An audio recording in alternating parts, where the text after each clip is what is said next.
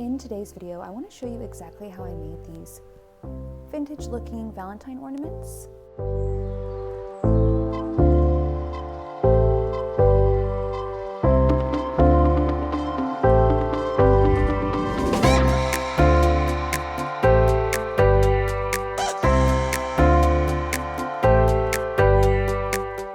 The first step is finding our picture images for the Valentines. Luckily, we can do this straight from our home by going online. I prefer to use the Pinterest app because all we have to do is type in free Victorian Valentine printables into the search bar, and it provides an ocean of options to choose from. You'll want to look for an image that has multiple small pictures on one sheet, like this, or like this one here, because they will be the appropriate size after printing. Of course, the first one I clicked on was the one that was up for sale. You can pay for these pictures, however, it's not necessary because there are plenty of free ones available. I decided to go with these, and all you have to do is either save this to the desktop of your computer or save it to the camera roll of your cell phone, where they'll be available to print out and cut out individually. I am going to combine those images with some scrapbook paper that I previously had, just because I wanted to get some use out of some pre-existing paper that I already had in my possession. Next, we need to choose our base, and naturally I wanted to use a heart. I'm going to use these felt hearts that I got from the dollar store. Not only are they very durable because of the felt material, but they are not solid hearts on the edges. They have these open holes, kind of like these doilies, which just adds to that vintage look and feel. Now I need a middle piece of paper to make our picture really pop, and I'm going to use these red foam hearts. I also got these at the dollar store, so I'm going to just take a glue stick and glue those right in the center of the felt heart. Next, we are going to take the picture of our choice and glue it to the center of our Valentine heart. And as you can see, I did not take great care or precaution to meticulously cut out this image perfectly. It has a lot of jagged flaw edges. However, I'm not concerned with that at all because it's all going to be hidden after the next step. We're going to gather several embellishments to decorate the image, and we're going to do that with some lace ribbons, some buttons, and some mini bows and flowers. I'm going to be using this lace ribbon right here. I just purchased this at Walmart. I prefer ivory over white. And then I just so happened to find the most perfect buttons. You couldn't really see them in this image here, so I pulled up a still shot of them online, and as you can see, they match the theme perfectly, and they're very practically priced. Then I'm going to take some mini bows and flowers. Additionally, I'm going to use some of these rose-looking flowers that I already had in my supply hoarding.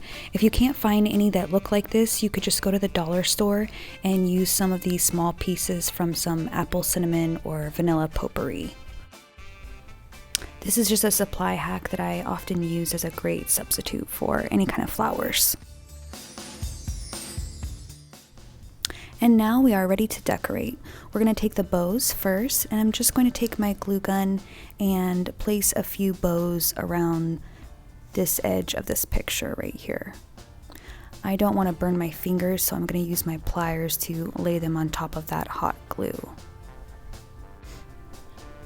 You can use any embellishment in any order that you want. I just so happen to start with the bows, and I'm going to move on to using some buttons right after this. And when you use the buttons, obviously there is a part underneath the button that needs to be removed, and you can do that with some pliers. You just simply cut it off, and that makes it so that you can glue the button flush onto your Valentine decoration. Now I'm just putting a few different buttons on the bottom here, and I'm just trying to push them all together so that the image feels very seamless. Once I have these buttons laying down the way that I want them, I will grab some of the lace ribbon and cut 2 small pieces of it and glue it to hide the remainder of these exposed edges. I should have taken a picture of the final look, however I was in the twilight craft zone and I quickly tossed it aside and moved on to the next one. So I will be sure to take a pause after I make the second one so that you can have a good view of what the end result looks like. I really took my time making the first two Valentines, and after that I somewhat established my workflow and was able to create an assembly line and decided to go ahead and glue all of the foam hearts onto the felt hearts and then glue all of the pictures in the middle of those foam hearts so that I could go through and just streamline the decorating process all through at once at the end. And obviously you could take as much time as you wanted to create an even more layered or ornate look. However, I just wanted to show you that this look is completely doable and achievable without any fancy tools or skills. I ended up making about 7 of these. I could have made more, but that's all that I needed. And here's how they turned out in the end. They are perfectly fine as they are.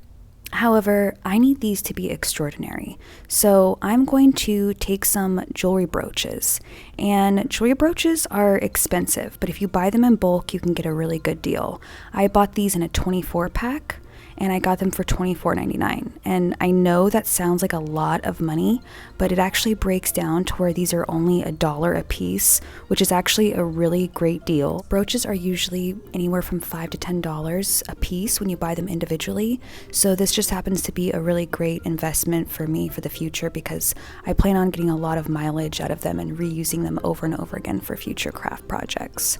Now I'm going to take this pin in the back of the brooch right here, and I'm just going to run it right through the top 2 holes at the top of the heart Valentine, and I'm going to repeat that step on all of the Valentine hearts. If I didn't plan on reusing these, I could just glue them, but as I said before, I want to have them removable so that I can use them over and over again.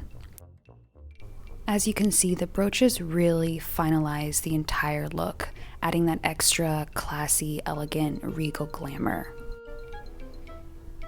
And now we are ready to hang these up on the Christmas tree. I am going to hang all of these hearts on my tree using some traditional ornament hooks. If you didn't have any, you could just use a paper clip. And I'm just going to clip them in the top hole on the back of the heart and hang it on the tree with the hook. One of the benefits of having a tree that's red and white and gold is that it transitions very well into Valentine's Day, which comes right after Christmas. I normally don't change anything on my tree at all until Easter.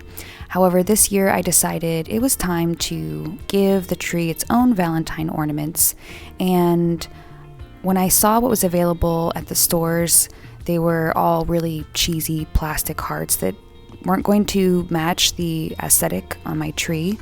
I knew immediately that I was going to have to create my own in order to achieve the desired look that I wanted, and I'm so happy I did. I'm very pleased with the way that they turned out.